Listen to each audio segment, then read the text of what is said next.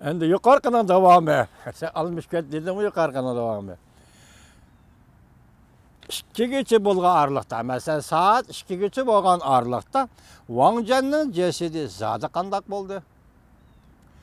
Mehmonxona xo'jayini o'xshashli munda ko'rsatdi. Ayol tarjimon Dilo ma'lum qilganda yig'lab turib, qo'rqib turib, doklad ma'lum qildi. Hargiz azoblanib ketmadi.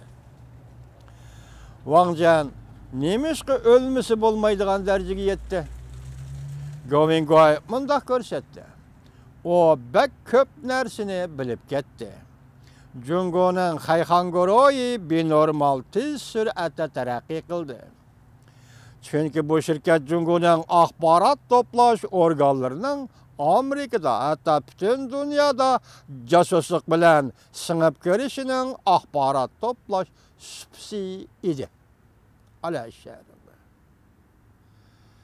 Hürmetli vatandaş, Uyg'urim. Govingoy nima deydi? Xayxan şirketi deydi. Çünkü bu şirket Jungoning axborot to'plash organlarining Amerikada, hatto butun dunyoda jasuslik bilan singib kirishining axborot to'plash supsi edi. Strategik sahnasi, uchur axborot to'plash sahnasi hamda pul yuyishning quroli edi. Xayxan şirketini Govingoy pash qilyapti. Govingoy muxbirlarni kutib olish yig'inida mundaq ko'rsatdi.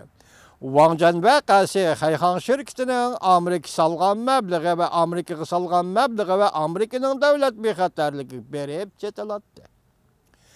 Amerika bunga aralashishi kerak va Jungo kompartiyasining dunyoda zahar ekanligini qattiq tanqid qilishi va insoniyatga tahdid soladigan zaharlik davlat ekanligini tanqidlashi lozim.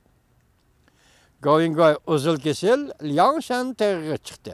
Xi Jinpingni oshkora savol so'roq qildi. Mavzular xabar 11-oyning 21-kuni Vanvit orbitida e'lon qilindi. Xabar mundaq boshlandi. 20-kuni muxbirlarni kutib olish yig'inida Govingoy Xi Jinpingning ismini ko'p qatam tilga oldi.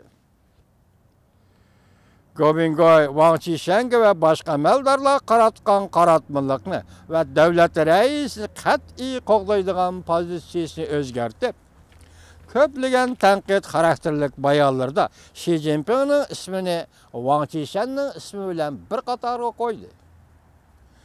Wang Qishan Xi Jinping bilan haqiqiy ahvolni bilamdi. Wang Qishan Xi Jinping ikkisi haqiqiy ahvolni bilamdi. Bilmamdi. Savol qo'ydi Govingoy. Bu albatta Xi Jinping bilan Govingoyning oshkora, chek-chegara ajratganligining belgisi edi. Govingoy Liangshan tag'iga chiqdi.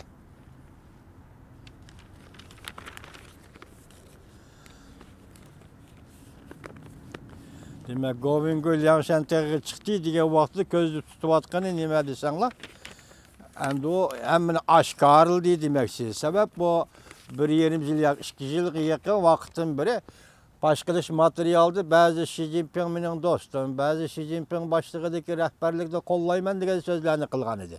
Endi bugun oxiriga kelganda bu yerda hozir Wang Qishan bilan Wang Jianning delosiga, o'lim delosiga chetishdik. Wang Qishanni tilga olganda Xi Jinpingni qo'shib tilga oldi. Ya'ni ikkisi bir qatorga qo'yib so'zlayotdi Govingoy degan gap. Bu intayin zo'r tahdid vatandosh. Bir Jungo'luq savdogar Govingoy degan bu odam bugungi kun davlat boshliqlarini bir qotillik delosiga chetib turib delo pash qilish bu intayin tahdid xarakterlik ish. Yana bir xabar.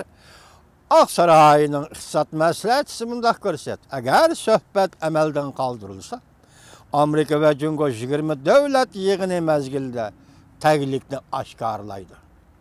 Mavzular xabar 11-oyning 21-kuni Amerika ovozining Xitoy til programmasi e'lon qilindi. Xabar mundaq boshlandi. Oqsaroy iqtisod bosh maslahatchisi Larry Kudlow haftaning 2-kuni, ya'ni 11-oyning 20-kuni mundaq ko'rsatdi. Agar kelar hafta Washingtonda o'tkaziladigan suhbat amaldan qoldirildi ekan, u mundaq faraz qildi. Amerika Jungo o'rtasida savdo masalasi bevosita qatnashish buyurdi. Kotlav Akşaray'da muhbirlığı mındaq görset. Bu ana şundaq 20 devlet yuqori darajada yig'ini mezgilida Amerika bilan Jungo'nun taglikni oshkorlashi deb ataladi. Men bu nuqtani halqaliq nuqta deb hisoblayman deydiklari ko'plab. Demak, taglikni oshkorlash degan har soha bo'yicha iqtisod sohasi, savdo sohasi, hatta siyosat sohasi oshkorlanib bo'ldi-ku. Oshkor o'tirib matbuotga chiqib bo'ldi-ku, masalan 11-oyning 10-kuni. Ishga qo'shilgan Washingtonda o'tkazilgan yig'inda masala o'tirg'i chiqib bo'ldi-ku. Janubiy dengiz masalasi, Tayvan masalasi, Uyg'uriston masalasi. Uyg'uristonda kishilik huquq masalasi. Buningdan burun Amerika Qo'shma Shtatlarining prezidenti Trump bilan Jungo'ning raisi Xi Jinping o'tirishib zokollashish yuz berganda Jungo yuqori qatlam vakillar umiga Washingtonni ziyorat qilish safarini kechiktirdi. Va shuningdan keyin bekor qildi. Prezident Trump o'tgan hafta 11-oyning 16-kuni Jungo 142 tur bo'yicha yo'l qo'ydiganligini bildirganda buni qabul qilg'ili bo'lmaydi deb ko'rsatgan. Garchi prezident Trump 1-oyning 1-kunidan burun Jungo bilan kelishim imzolashga umidvor bo'lsa-mu, lekin prezident yangi kelishim Amerikaning manfaatiga muvofiq bo'lishi kerak deb ta'kidlagan. Muavin prezident Pence o'tgan haftaning oxirida Papao yangi Gvineyada o'tkazilgan katta yig'inda nutq so'zlab, Jungoga kuchli bosim ishlatgan. Larry Kudlow Muavin prezident Pence yig'in oralig'ida Xi Jinping bilan ko'p qatim suhbatlashdi deb ko'rsatdi. Lekin tafsilotini tushuntirishni xohlamadi.